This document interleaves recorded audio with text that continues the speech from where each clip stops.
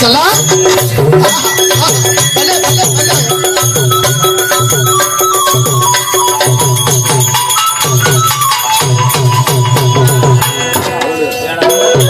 ನನ್ನ ತೊಟ್ಟಿ ಬಿಟ್ಟಿದ್ದೆ ಪಟ್ಟನ್ನು ಕಲ್ಲು ಮುಗತಿಯು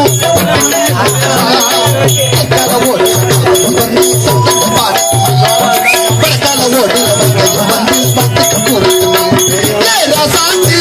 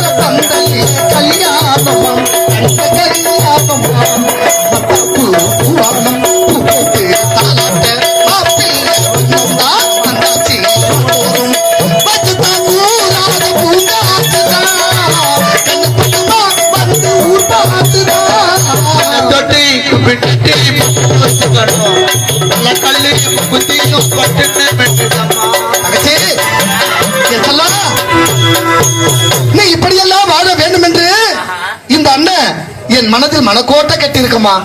அது மட்டும் கிடையாதுமா, சின்ன வயதிலிருந்து என் தங்கச்சிக்கு இப்படித்தான் வாழ வேண்டும் என்று பார்த்து பார்த்து பொத்தி பொத்தி வளர்த்திருக்க. இருந்தாலும் உன்னிடம் ஒரு முக்கியமான விஷயம் நான் கூற வேண்டுமா. ஒரு சந்தோஷமான செய்தி கூறலான்னு வந்திருக்கேன். என்ன தெரியுமா, குட்டி பெண்ணா இருந்த நீ இப்ப வளர்ந்து குமரி பெண்ணாயிட்ட, வயசு வந்த பெண்ணாயிட்ட. அதனால காலாகாலத்துல நல்ல அழகான நல்ல படிச்ச கை நிறைய சம்பாதிக்கிற மாப்பிள்ளையா பார்த்து உனக்கு கல்யாணம். அம்மா பெரியமா இதேதாம்மா, கல்யாணமே வேணான்னு சொல்றான். எத்தனை காலத்துல நான் பொத்தி பொத்தி வளர்ப்பது. இந்த பொல்லாத உலகத்துல என் தங்கச்சி எப்படிதான் காப்பாத்துன்னு தெரியலையே. ஒருத்தன் பாறை கூட சரி கிடையாது. எங்க கோய் கொஞ்சம் பறந்த லட்சம் பாத்துக்கிறானுங்க. இந்த பொல்லாத ஒண்ணு வச்சுக்க மாட்டேன், எங்கேயாவது கூட கட்டி கொடுத்துடணும். சொல்லுமா. ஆமாம்மா, எனக்கு எனக்கு திருமணமா தங்கச்சி, என் செல்லம், என் பட்டு சுகந்தி, நான் ஆண்மகன், நான் எப்படி வேணாலும் வாழ்ந்துருவேன். ஆனா பெண்ணாக பிறந்து விட்டால் தக்க பருவத்துல திருமணம் நடக்கணும். இல்லன்னா இந்த பசங்க கொம்மா விட மாட்டானுமா. ஈமுக்கிற மாதிரி பிடிச்சிக்கிறானுங்கம்மா. பயமா இருக்குதுமா. உனக்கு எப்படிதான் போயிட்டு வரணும், எப்படிதான் காப்பாத்துறதுன்னு தெரியல. எவ்வளவு ஆகும்? அதுதானே என்ன கேக்குறானுங்க. அது என்ன உண்மைதாம்மா, டிப் டாப்பா ட்ரெஸ் வாடகை கூட வாங்கி போட்டு வந்துருவானுங்க. நல்ல பொண்ணு அமைஞ்சிச்சுன்னு வச்சுக்கோ, அதுவும் வசதியா இருந்தா போதும். பைக்கும் கேட்பானுங்க, காரும் கேட்பானுங்க. என்னமா செய்வது? பெண்ணை பெற்றெடுத்துட்டா மாப்பிள்ளை கேட்கிற சீர்வரிசை கொடுத்து தானமா ஆகணும். ஏன்னா என் தங்கச்சி புகுந்த வீட்டுல சந்தோஷமா கண் கலங்காம வாழணும். அதற்காக இந்த அண்ணன் எதையும் செய்ய தயாரா இருக்கமா. தங்கச்சி, பணத்தை பத்தி கவலைப்படாத. உன் அண்ணன் படித்திருக்க, பகுத்தறிவு உள்ளதா இருக்க, என்னுடைய உடலில் வலிமை இருக்கு. கூலி வேலைக்கு சென்று ஒத்த ரூபாய் சேர்த்து என் தங்கச்சி அங்க முழுவதும் தங்கத்தால் அலங்கரிச்சு கல்யாணம் செஞ்சு பார்ப்பேன். ஏமா அப்படியா? தங்கச்சி, உனக்கு மட்டும் இன்னைக்கு நல்ல மாப்பிள்ளை அமைச்சிச்சுன்னு வச்சுக்க, இந்த கீழ் மின்னல்ல வட்டிக்கு பணம் வாங்கியாவது உனக்கு கல்யாணத்தை பெற்றுவோம். இழுத்துக்குள்ளியும் நம்ம அருமையான கிராமம். நம்முடைய கல்தேவி நாடக மன்றத்தை ரசிக்க வேண்டும் என்று தாம்பரத்தை தரித்து இந்த கொட்டு மலையில நம்மளை கண்டு ரசிக்க வேண்டும் என்று அழகா அமைதியா சந்தோஷமா நம்முடைய நாடகத்தை பார்த்திருக்காங்க. அப்படிப்பட்ட இந்த நல்ல உள்ளத்தை தவறா பேசவே கூடாதுமா. நம்முடைய தாய் கிராமம் இந்த மின்னல் கிராமம். தங்கச்சி, எப்படியோ உனக்கு கல்யாணம் நடந்தா அதுவே எனக்கு போதுமானது. சரிம்மா, பேசிக்கொண்டிருந்தா நேரம் போவதே தெரியாது. வேலை தேடி தேடி அண்ணனுக்கு பசி அதிகமாச்சுமா. கொஞ்சம் சாப்பாடு தான் கொடுமா. ஏமா சம்பாதித்த ஜான் வயிற்றுக்காக தானே. ஆமா, நல்லா அருமையான சாப்பாடு தான். சரிம்மா, இது சாப்பாடு இல்லையா? கேளுங்க கதைய.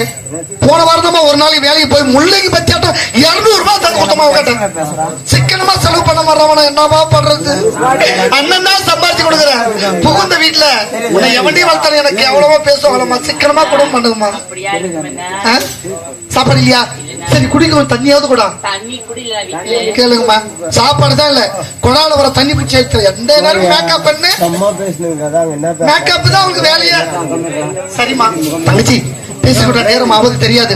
நான் கூலி வேலைக்கு சென்று அதில் வர ஊதியத்தை வைத்து வீட்டுக்கு தேவையான அரிசி, பருப்பு, உப்பு, மிளகா, புளி எல்லாம் வாங்கிட்டு வரேன். நீ என்ன தெரியுமா? அதோ பற்ற பொற்றவர்களும் அங்கு சென்று தண்ணீர் கொண்டு வா. நான் இருவரும் சமைச்சு சந்தோஷமா சாப்பிடலாம். சீக்கிரமா சாமி கிளம்புவேன். என்ன பேசுறாங்க?